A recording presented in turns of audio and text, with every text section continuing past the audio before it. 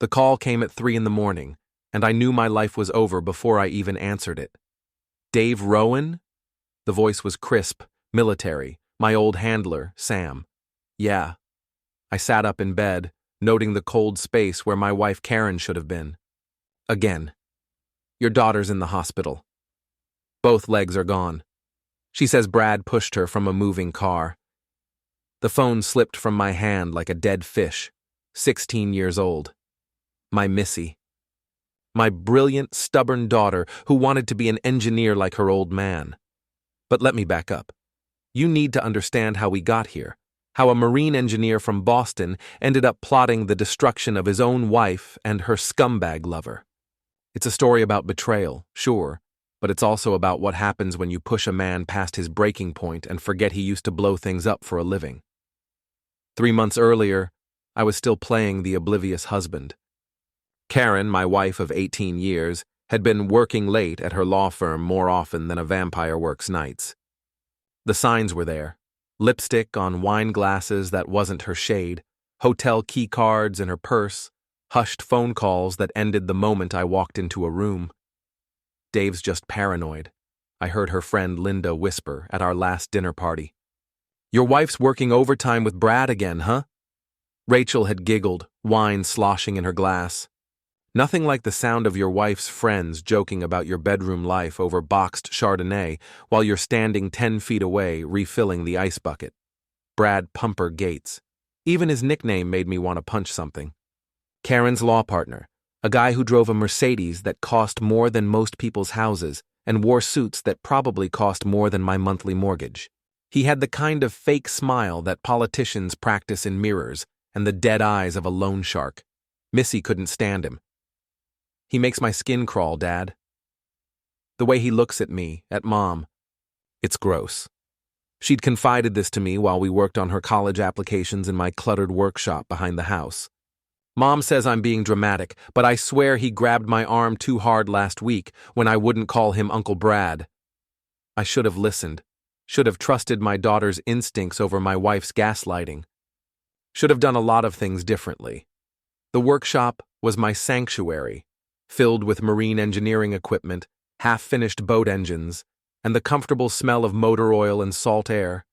It's where I'd taught Missy to use tools, where we'd rebuilt her first car engine together, where she'd told me about boys and dreams and fears. It's also where I kept my old military equipment. Nothing illegal, just some electronics, communication gear, and a few items that might come in handy if a man needed to, say, disable a vehicle or monitor communications. Old habits from my contractor days overseas. Karen rarely came to the workshop. Said it smelled like boy sweat and broken dreams. Funny how a woman who used to love my calloused hands and stories about building bridges in war zones suddenly found my profession beneath her rising social status. The night before I got Sam's call, I'd found Karen in our bedroom packing a suitcase. Business trip, she'd said without looking up. Seattle, big case. I'd checked her phone while she showered. The last text was from Brad. Can't wait to have you all to myself this weekend. Told my wife I'm golfing. That's when I knew for certain. But I also knew something Karen didn't. I'd been recording her conversations for weeks. Old surveillance habits. The equipment was small, undetectable, and completely legal in Massachusetts with single-party consent. I had hours of material. Karen and Brad planning their affair, laughing about my boring job, discussing how to get custody of Missy and access to my military pension and the house I'd bought with my overseas contractor money. But the worst recording was from 2 weeks ago. Karen and Brad in our kitchen, thinking I was at the marina. He's suspicious, Karen had said. So? What's he going to do? He's a grease monkey with PTSD. My firm has better lawyers than he could ever afford. It's not about lawyers, Brad. It's about Missy. She hates you, and she influences him. Kids adapt, especially when their options are limited. The way he'd said it made my blood run cold. Even then, I should have known he was planning something. Now, sitting in my empty house at 3 in the morning, staring at a phone that had just delivered the worst news of my life, I finally understood what limited options meant. I called the hospital. Missy was stable but sedated, both legs amputated below the knee. The official story was a car accident. She'd been thrown from Brad's vehicle when he swerved to avoid a deer. But when I called Sam back, he gave me the real story. He'd been in contact with Missy before the accident. She'd been scared, had reached out to him because she knew he'd been like a second father to me overseas. She'd told him Brad had been threatening her, trying to force her to lie about seeing Karen and him together. She recorded their last conversation, Sam told me. Kid's smart, just like her old man. Brad told her she could either start calling him Dad, or find out what happens to little girls who cause problems for adults. The recording was on Missy's phone, which had been destroyed in the accident. Convenient. I hung up and sat in my workshop, surrounded by tools and memories and the growing certainty that my daughter had been deliberately maimed by a man who wanted to marry my wife and claim my life. Karen came home the next morning, all tears and dramatic grief. "Oh, Dave, it's terrible," Brad called me in Seattle. "Poor Missy. She was good. I'll give her that." The performance was Oscar-worthy, but I'd heard her real voice on those recordings, the cold calculation when she discussed handling me and Missy. "Where exactly did this happen?" I asked. "Route 2, near Concord. Brad was driving her to that college interview at MIT. You remember? The one we discussed?" I remembered. I also remembered that the interview had been canceled 2 days earlier. Missy had told me herself. "He's devastated," Karen continued. "Blames himself. The deer came out of nowhere." "I'm sure he does." I watched her face carefully. Must have been traumatic for him, too. Oh, it was. He's at Mass General now, talking to the doctors about the best prosthetics, the best rehabilitation. He wants to pay for everything. Of course he did. Nothing says, "I'm not guilty," like throwing money at the problem you created. That afternoon, I visited Missy in the ICU. She was awake but groggy, her legs ending in neat white bandages that looked obscenely small under the hospital sheet. "Daddy?" Her voice was tiny, broken. "I'm here, sweetheart." He pushed me. The words came out in a whisper. We were going slow, maybe 30 miles an hour. He said I had a choice: start treating him like family or learn what family loyalty really means. When I told him to go to hell, he opened the door and shoved me out. "Did you tell the police?" "They think I'm confused from the trauma. Mom said I must be misremembering because of the shock." Tears leaked from her eyes. "But I'm not confused, Dad." He looked me right in the eyes when he did it. He smiled. I held her hand and made promises I intended to keep. Brad Gates had taken my daughter's legs, my wife's loyalty, and my family's future. But he'd made one crucial mistake. He'd forgotten that I used to solve problems for the United States military in places where the rules were more like suggestions, and justice was whatever you could build with your own 2 hands. Coming home from 3 months of building bridges in Afghanistan to find your daughter crippled and your wife playing grieving mother was like stepping off a C-130 into a fresh pile of homegrown hell. The hospital smelled like disinfectant and broken dreams. Karen was holding court in the waiting room, surrounded by her friends and half the partners from her law firm. She wore black, actual mourning clothes, as if Missy had died instead of just having her legs stolen by Karen's boyfriend. "Dave!" She rushed to me with practiced grief, throwing her arms around my neck. "Thank God you're home." I've been so scared, so alone. Over her shoulder, I could see Brad talking to a doctor, his hand on the man's shoulder in that familiar gesture of powerful men who expect their problems to be solved with money and influence. He looked up, caught my eye, and had the balls to nod at me with something that might have been sympathy if you didn't know better. "How is she?" I asked Karen, but I was watching Brad. "Stable. The doctors say she's remarkably strong, considering. Brad's been amazing. He's already contacted the best prosthetic specialists in the country. Money's no object." "How generous of him." Brad approached us, and I got my first close look at the man who'd been screwing my wife and had thrown my daughter from a moving car. He was handsome in that generic way of men who spend more on hair products than most people spend on groceries. His suit probably cost $3,000. His shoes were Italian leather. His handshake was firm, his eye contact steady. A man used to lying to people who mattered.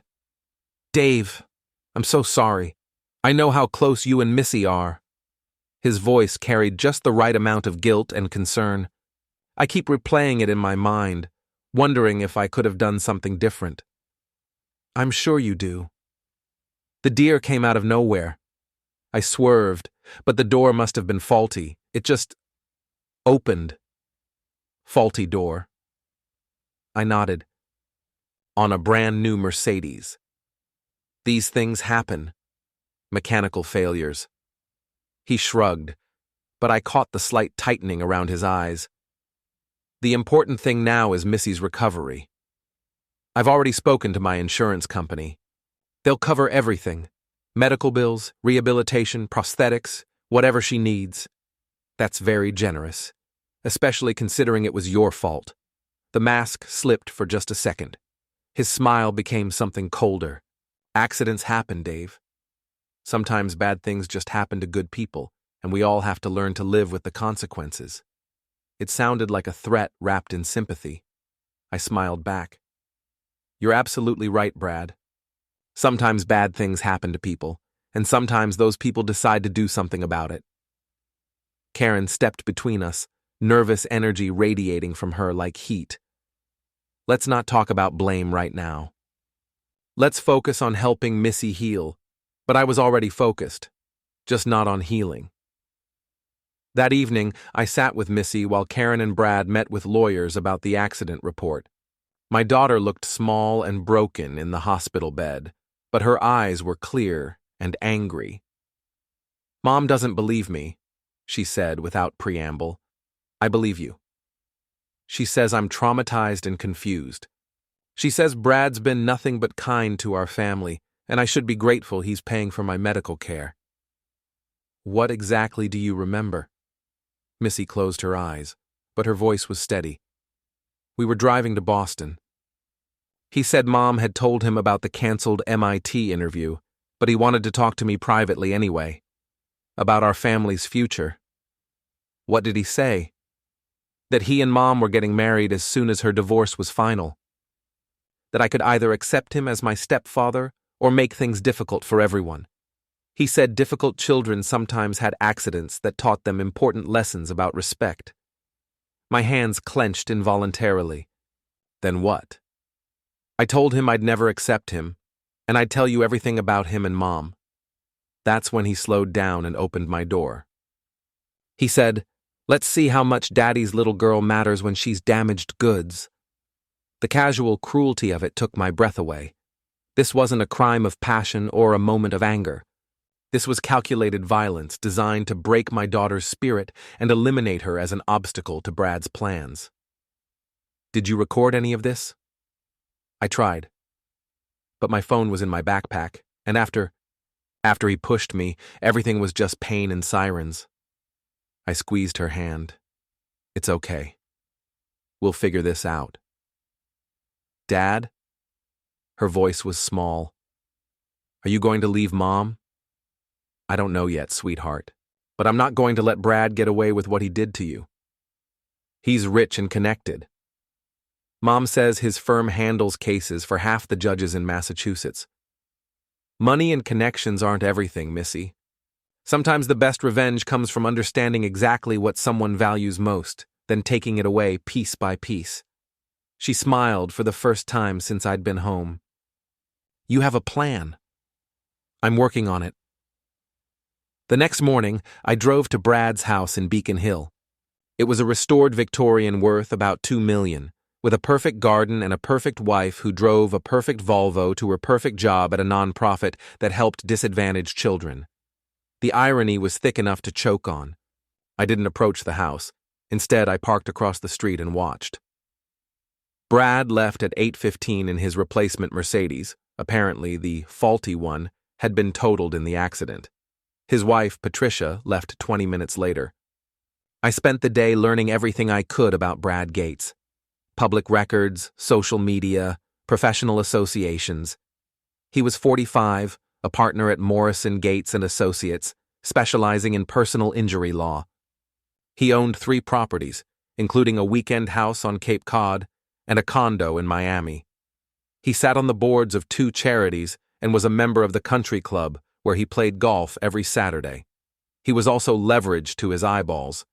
The house had 2 mortgages. The Cape Cod property was financed at 90%, and he'd taken substantial loans against his partnership stake in the firm. All that perfect lifestyle was built on debt and the assumption of continued high income. More interesting was his reputation. I made some calls to old contacts, people who moved in legal circles. Brad Gates was known as a shark, but also as someone who cut corners. There had been whispers about client funds, about cases settled for less than they should have been, about a pattern of behavior that suggested a man who put his own interests first. He was also a bully. 3 different sources mentioned his treatment of junior associates, his tendency to humiliate people he perceived as weak, his habit of making problems disappear through intimidation rather than legal skill. But bullies have a weakness. They're used to people backing down. They don't know how to handle someone who pushes back harder than they push. That evening, Karen came home with papers. Divorce papers? I asked. Custody agreements. And a settlement offer. She couldn't meet my eyes. Brad thinks it would be better for everyone if we handled this amicably. I scanned the documents. Karen would get the house, primary custody of Missy, and 60% of my military pension. I would get weekend visitation and the privilege of paying child support for a daughter I'd raised alone while Karen built her career.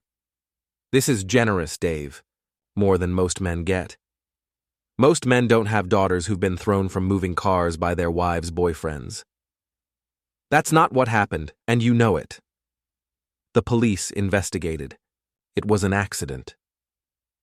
The police investigated a story told by a respected lawyer about a mechanical failure. They didn't investigate what really happened. Karen's mask slipped, just like Brad's had. For a moment, I saw the woman who'd been planning my destruction for months. What really happened is that our daughter was in a terrible accident, and instead of focusing on her recovery, you're creating conspiracy theories because you can't handle the fact that I've moved on. Moved on to a man who crippled our child. Brad didn't cripple anyone, and even if things happen differently than we thought, Missy will be fine. She's strong, she'll adapt. The prosthetics these days are amazing. The casual way she dismissed our daughter's trauma told me everything I needed to know about who Karen had become, or maybe who she'd always been underneath the act. I'm not signing these papers. Then we'll do this the hard way. Brad's firm has resources you can't imagine. We can drag this out for years, cost you everything you have, and you'll still end up with the same result. Or worse. Is that a threat? It's reality, Dave. I'm trying to be kind, but my patience has limits. I looked at my wife of 18 years, this woman I'd loved and trusted and built a life with, and realized I was looking at a stranger. Someone who could stand in our kitchen and threaten me while our daughter lay in a hospital bed with stumps where her legs used to be. You're right, Karen. Your patience does have limits. But you know what?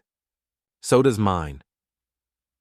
That night, after Karen went to bed, I sat in my workshop and began planning the systematic destruction of Brad Gates and everyone who'd helped him destroy my family. I had skills Karen didn't know about, resources she couldn't imagine, and a level of motivation that comes only from having everything you love taken away by people who think they're untouchable. They were about to learn different.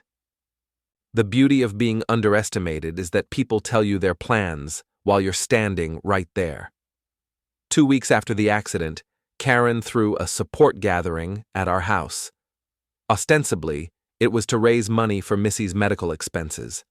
In reality, it was a coming-out party for her and Brad, a chance to present their relationship to our social circle as a beautiful love story born from tragedy. I played the grieving, overwhelmed father perfectly. Stood in corners, nursed a beer, let people pat my shoulder and tell me how lucky I was to have such a strong wife and such a generous friend in Brad.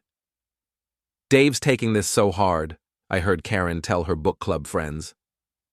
He blames himself for not being here when it happened.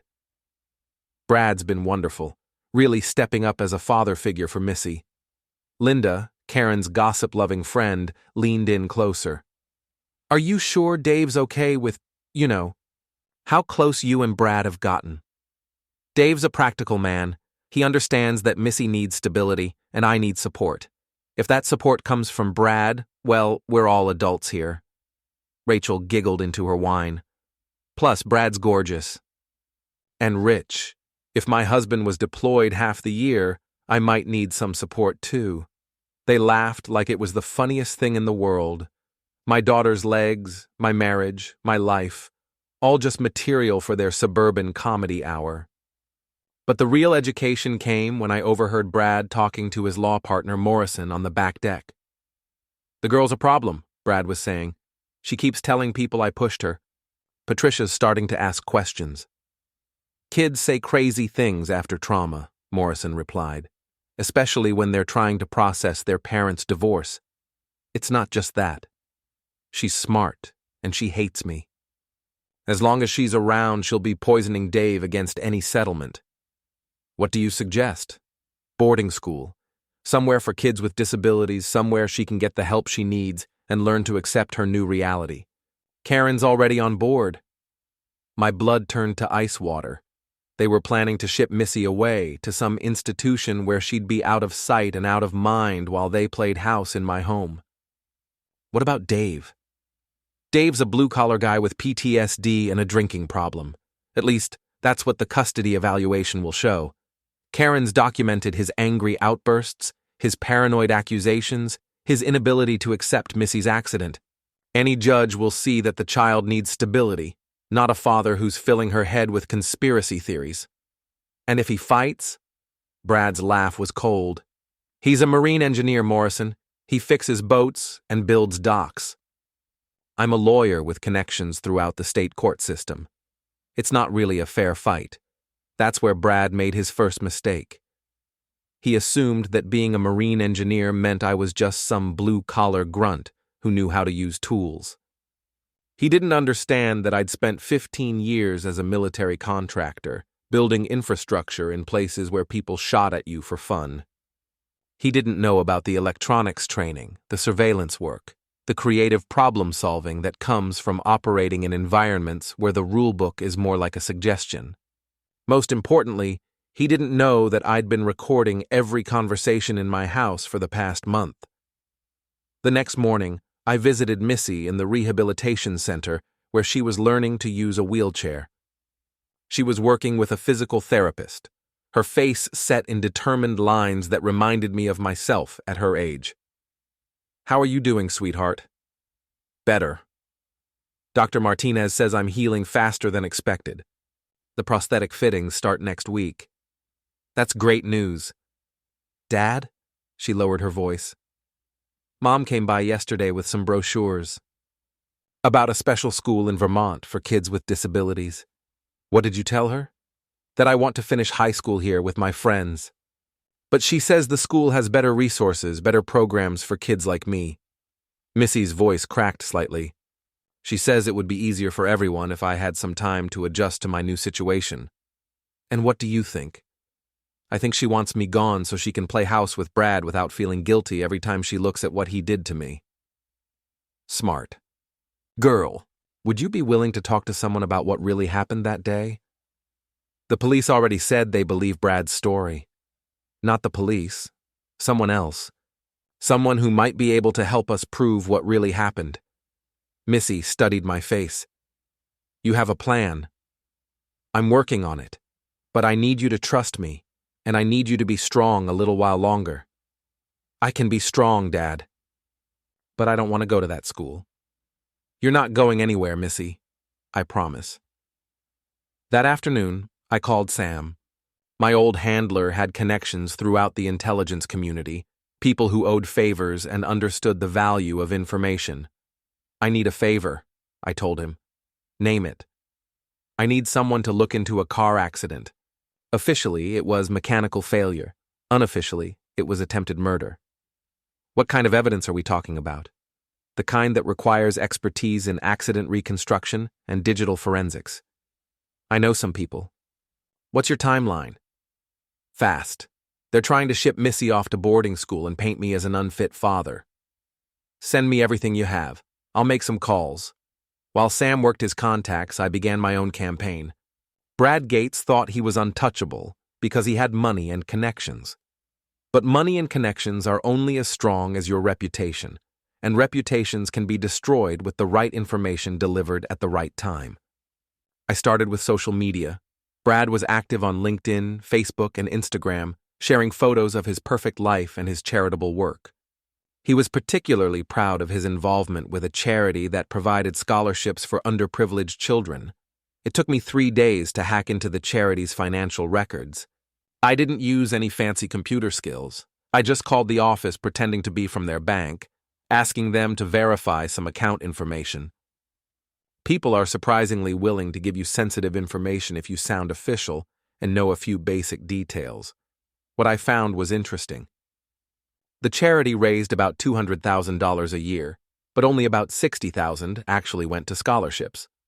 The rest went to administrative costs and fundraising expenses that seemed to involve a lot of dinners at expensive restaurants and weekend retreats at Brad's Cape Cod house. Not illegal exactly, but not the kind of thing that looks good when presented properly. I also discovered that Brad's law firm had been settling personal injury cases for significantly less than their actual value, then charging clients full fees based on the original settlement demands. Again, not technically illegal, but ethically questionable and potentially grounds for bar discipline. But my masterpiece was the Mercedes. I'd been thinking about Brad's claim that the door had malfunctioned, that it was a mechanical failure that threw Missy from the car. It was a good story. Random, tragic, no one's fault. The problem was that I knew cars, and I knew that particular model of Mercedes. The door locks were electronic, controlled by the car's computer system. For the door to open while the car was moving, someone would have had to deliberately override the safety systems. I called in another favor, this time to a guy I'd served with who now worked as a forensic automotive expert.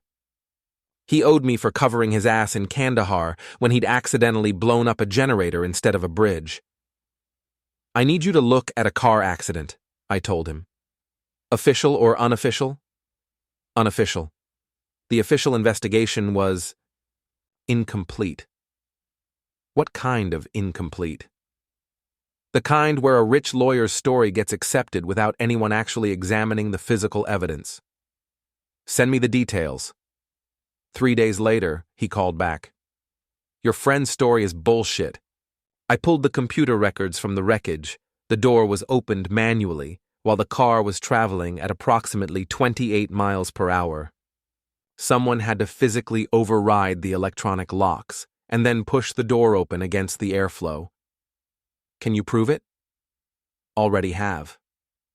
The computer logs don't lie, and I've got photos of the door mechanism that show clear evidence of manual override. Whoever did this knew exactly what they were doing. Would this hold up in court? Absolutely. Question is, why didn't the original investigation catch this? Because nobody looked. The investigating officer took one statement from a respected lawyer and called it an accident. Well, it wasn't an accident. This was deliberate, premeditated assault with a deadly weapon. I had my evidence. Now I needed to decide how to use it. I could go to the police, but Brad had connections there too.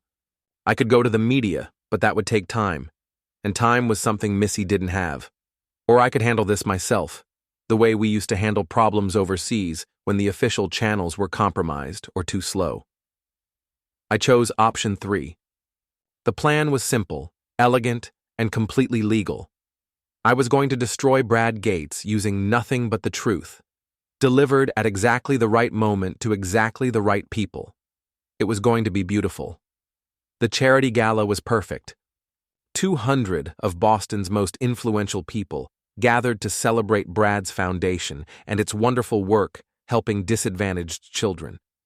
The irony was so thick you could cut it with a knife. I arrived early, dressed in my best suit, and carrying a laptop bag that contained everything I needed to end Brad Gates's life as he knew it. Not literally. I wasn't going to kill anyone. But by the end of the evening, he'd wish I had. Karen was there, of course, radiant in a black evening gown that probably cost more than most people's monthly salary. She was playing the role of Brad's devoted girlfriend, the strong woman who'd found love again after tragedy. "Dave!" She seemed genuinely surprised to see me. "I didn't know you were coming. Wouldn't miss it. Supporting disadvantaged children is important to me, especially now." Brad appeared at her elbow, resplendent in a tuxedo that made him look like a movie star. His smile was perfect, his handshake firm, his concern for my well-being apparently genuine. "Dave, I'm so glad you could make it. How's Missy doing?" "Better every day. She's a fighter. She gets that from her father." He clapped me on the shoulder. "Listen, I know things have been difficult between us, but I want you to know that I consider Missy family now. Whatever she needs, whatever any of you need, I'm here." "That's very generous of you, Brad. We're all in this together now." The evening proceeded exactly as I'd hoped. Cocktails, dinner, speeches about the importance of giving back to the community. Brad gave a particularly moving presentation about the scholarship program, complete with photos of smiling children who'd been helped by the foundation's generosity. I waited until after dinner, when everyone was relaxed and mellow from wine and good food. Then I approached the podium. "Excuse me," I said into the microphone. "I'd like to say a few words, if I may." The room quieted. Karen looked nervous, but Brad was smiling encouragingly. He probably thought I was going to thank him publicly for his support during our family's difficult time. "My name is Dave Rowan, and I'm here tonight because my 16-year-old daughter was recently injured in what was officially ruled an accident involving Brad Gates." Murmurs rippled through the crowd. This wasn't the usual gala fare. "I want to thank Brad publicly for his generous offer to pay for Missy's medical expenses. It's exactly the kind of gesture you'd expect from someone who cares deeply about children's welfare." Brad's smile widened. He probably thought I was leading up to some heartfelt gratitude. Which is why I was so interested to learn more about Brad's foundation and its work helping disadvantaged kids. I clicked a button on my laptop, and the screen behind me lit up with financial documents. According to tax records, the foundation raised $847,000 last year. Of that amount, $127,000 went to actual scholarships. The remaining $720,000 went to administrative costs, including $45,000 for catering, $67,000 for travel expenses, and $156,000 for what's listed as facility rental, most of which seems to have been paid to Brad's personal real estate holdings. The room had gone completely silent. Brad's smile was frozen in place, but his eyes were panicked. "Now, I'm not an accountant, but it seems like disadvantaged children might be better served if more than 15% of donations actually reached them." I clicked again. New documents appeared. I was also curious about Brad's law practice, particularly his personal injury work. It turns out there's an interesting pattern in his recent settlements. The screen showed a series of case files. Take Mrs. Rodriguez, whose husband was killed in a construction accident. Brad's firm demanded $2.3 million in damages, but settled for $400,000. Mrs. Rodriguez received $240,000 after fees. The interesting part is that Brad's firm charged fees based on the original $2.3 million demand, not the actual settlement. More murmurs, louder now. Several people were taking photos of the screen with their phones. Or Mr. Chen, who lost his leg in a motorcycle accident caused by a defective traffic signal. Initial demand, $1.8 million. Actual settlement, $350,000. Mr. Chen's payout after fees, $210,000. I could see people in the audience doing the math, realizing that Brad had been systematically cheating his own clients. But the most interesting case is my daughter's accident. The room held its breath. According to the police report, Missy was thrown from Brad's car when a door malfunctioned. A tragic accident, the kind of random mechanical failure that could happen to anyone. I clicked again. The screen showed technical diagrams and computer readouts, except that according to the car's computer logs, the door was manually opened while the vehicle was traveling at 28 miles per hour. Someone had to physically override the electronic safety systems and then force the door open. Gasps echoed through the room. Karen had gone white as paper. The computer doesn't lie. This wasn't an accident. This was deliberate assault against a 16-year-old girl whose only crime was refusing to accept her mother's boyfriend as a father figure. Brad finally found his voice. This is ridiculous. Dave, you're obviously distraught about Missy's accident, but these accusations are backed up by physical evidence and expert testimony. I clicked once more. I've also got audio recordings of you discussing how to handle the problem of my daughter's testimony, including your plans to have her committed to a boarding school where she'd be out of the way. The audio began playing through the room's sound. Systeme, Brad's voice clear and unmistakable. The girl's a problem. She keeps telling people I pushed her. The room erupted. People were shouting, phones were recording, and security was moving toward the stage. But I wasn't finished. Ladies and gentlemen, you came here tonight to support disadvantaged children. Well, let me introduce you to the most disadvantaged child I know, my daughter Missy, who lost her legs because she refused to call her would-be stepfather Dad. I stepped away from the podium as chaos erupted. Brad was shouting denials, Karen was crying, and half the audience was streaming toward the exits while the other half crowded closer to get better video. Security reached me, but I went quietly. I'd said everything I needed to say. By morning, the videos were everywhere. Local news, social media, legal blogs. Everyone was talking about the charity gala where a marine engineer had systematically destroyed one of Boston's most prominent lawyers. Brad's law firm suspended him pending investigation. The state bar opened an ethics inquiry. The IRS announced they'd be taking a closer look at his foundation's finances. But the real damage was social. In a city like Boston, reputation is everything, and Brad's reputation was now radioactive. His country club membership was quietly revoked. His wife filed for divorce. His friends stopped returning his calls. Karen tried to salvage the situation, claiming I'd had a breakdown, that grief had made me paranoid and vindictive. But the evidence spoke for itself, and even her friends couldn't ignore computer logs and audio recordings. 3 days after the gala, she came to the house with new papers. "Congratulations," she said bitterly. "You've destroyed everything." "I've exposed the truth." There's a difference. Brad's finished. His career, his marriage, his reputation, all gone. I hope you're satisfied. I'm satisfied that he won't be throwing any more children out of moving cars. And what about us? What about our marriage? I looked at this woman who'd helped plan my daughter's maiming, who'd been willing to ship Missy off to boarding school to cover up her boyfriend's crime, who'd stood by while Brad threatened and manipulated a disabled child. There is no us, Karen. There hasn't been for a long time. She left the papers on the kitchen table, divorce documents that gave me primary custody of Missy and a fair division of assets. It was a far cry from the original agreement that would have left me with weekend visitation and a child support bill. That evening, I visited Missy at the rehab center. She was working with her new prosthetics, taking careful steps between parallel bars, while her physical therapist encouraged her. "I saw the news," she said when we were alone. "You really did it." "We did it." Your courage to tell the truth made everything else possible. What happens now?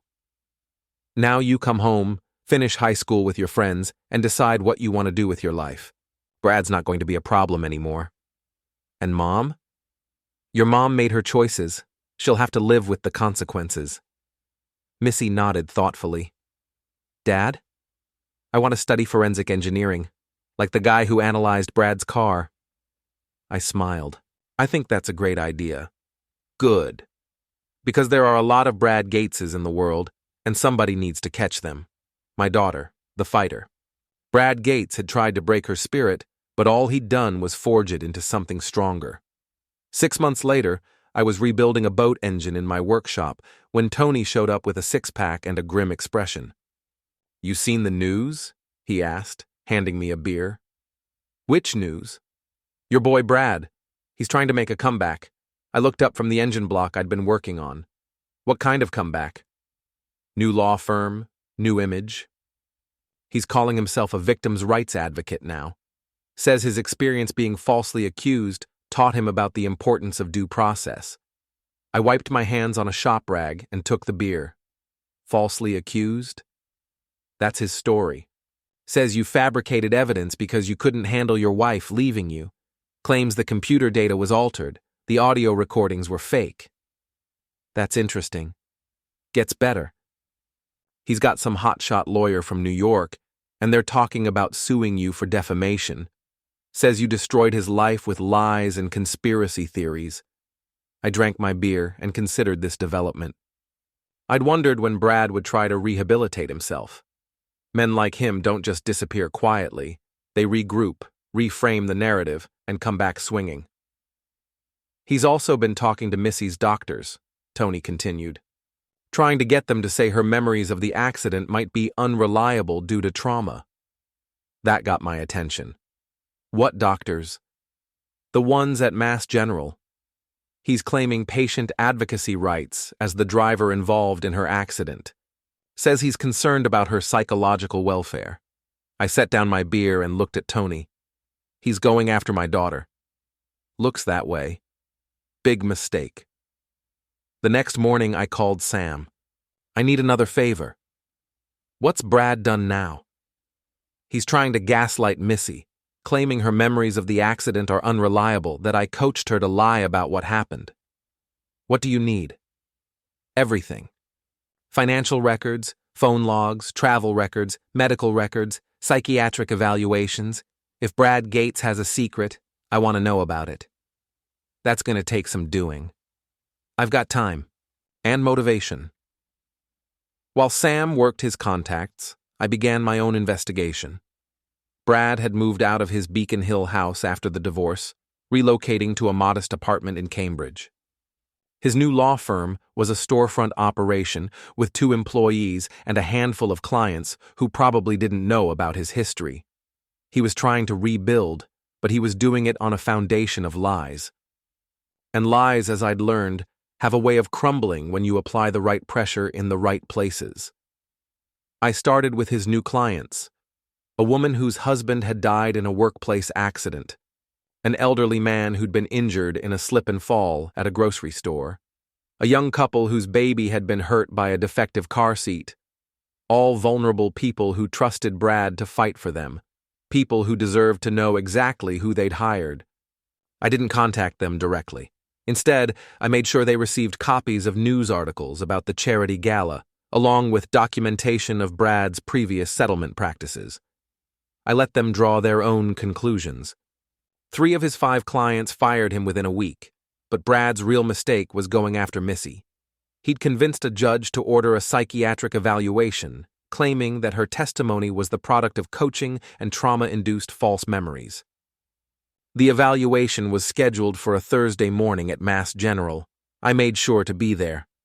Dr. Sarah Chen, the court-appointed psychiatrist, was a small woman with kind eyes and a reputation for being thorough. She spent 2 hours with Missy using techniques designed to distinguish between real memories and false ones. When she was finished, she asked to speak with me privately. Mr. Rowan, I want you to know that your daughter's recollection of events is remarkably consistent and detailed. There's no evidence of coaching or false memory syndrome. Her account of the accident shows all the markers of authentic traumatic memory. What does that mean for the case? It means that Mr. Gates' attempt to discredit her testimony has backfired. I'll be recommending to the court that her original statement be given full credibility. That evening, Brad called me directly. "You need to stop this," he said without preamble. "Stop what?" "You know what. The harassment, the sabotage, the systematic destruction of my life. I'm not destroying anything, Brad. I'm just making sure people know the truth about who you are." "The truth?" "The truth is that you're a bitter ex-husband who can't accept that his wife chose a better man. The better man who threw my daughter out of a moving car. That never happened, and you know it. Missy's confused, traumatized. You filled her head with lies because you can't handle losing? Is that what you tell yourself? That this is all about Karen? Isn't it?" I laughed, and it wasn't a pleasant sound. "Brad, you could have Karen. Hell, you could have had her from the beginning if you'd just asked for a divorce like a civilized human being. But you couldn't do that, could you? You had to eliminate the obstacles. You had to hurt a child to get what you wanted. I never hurt anyone. You crippled my daughter because she wouldn't call you dad. And now you're trying to gaslight her into thinking she imagined it. That's not just criminal, Brad. That's evil. You can't prove any of that." "I already have. The question is, what are you going to do about it?" There was a long pause. When Brad spoke again, his voice was different, colder. "You think you've won, don't you? You think you've destroyed me. I think I've exposed you. Well, here's something to think about, Dave. I know where Missy goes to school. I know her schedule, her friends, her routines. Accidents happen all the time to teenage girls, especially ones who tell lies about good men." The line went dead. I sat in my workshop, staring at the phone, feeling a cold rage settle in my chest. Brad had just threatened my daughter. Again. But this time, I was ready for him. I called Sam. "It's time. You sure about this?" "He just threatened Missy. I'm done playing defense." "What do you need?" "Everything we talked about. And I need it to happen fast." "Consider it done." The next morning, Brad woke up to find FBI agents at his door with a search warrant. Seems someone had tipped them off about potential mail fraud related to his charity's fundraising practices. While the feds were searching his apartment, the Massachusetts State Police were executing their own warrant related to new evidence in Missy's assault case. Turns out that when you dig deep enough into phone records and GPS data, you can reconstruct someone's movements and communications with remarkable precision. The IRS showed up around noon with questions about unreported income and suspicious charitable deductions. By evening, Brad was in custody on charges ranging from assault with a deadly weapon to wire fraud to making terroristic threats. The evidence was overwhelming, the case was airtight, and his bail was set at $500,000. He couldn't make bail. His assets were frozen pending investigation. His ex-wife wouldn't help him, and his few remaining friends had suddenly developed amnesia about ever knowing him. I visited him in jail exactly once. "How?" he asked through the bulletproof glass. "You threatened my daughter," I said. "That was your second mistake." "What was my first?" "Thinking that a marine engineer was just some blue-collar grunt who wouldn't fight back." Brad looked older, smaller, diminished by the orange jumpsuit and the institutional setting. "This isn't over." "Yes, it is." "You're going to prison, Brad. Real prison, not some white-collar resort. And when you get out, if you get out, you'll be a registered felon with no law license, no money, and no friends. You'll spend the rest of your life looking over your shoulder, wondering if today's the day someone decides to finish what you started. You can't watch her forever. I don't have to. Missy's not the scared 16-year-old you threw out of your car anymore. She's stronger now, smarter, more careful. And she's got something you'll never understand." "What's that?" "People who love her enough to destroy anyone who tries to hurt her." I stood up to leave. "Dave," Brad called after me. "What about Karen?" I turned back. "What about her? She was part of this too. She knew what I was planning, helped me plan it. Why isn't she in jail? Because Karen's punishment isn't prison, Brad. Her punishment is living with the knowledge that she helped cripple her own daughter for a man who's now rotting in jail.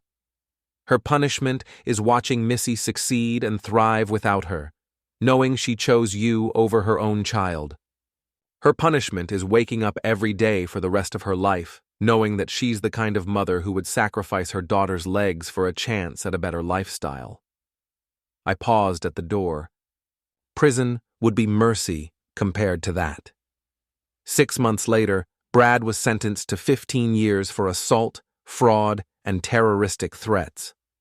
He'll be eligible for parole in 8 years, assuming he survives that long in a system that doesn't look kindly on men who hurt children.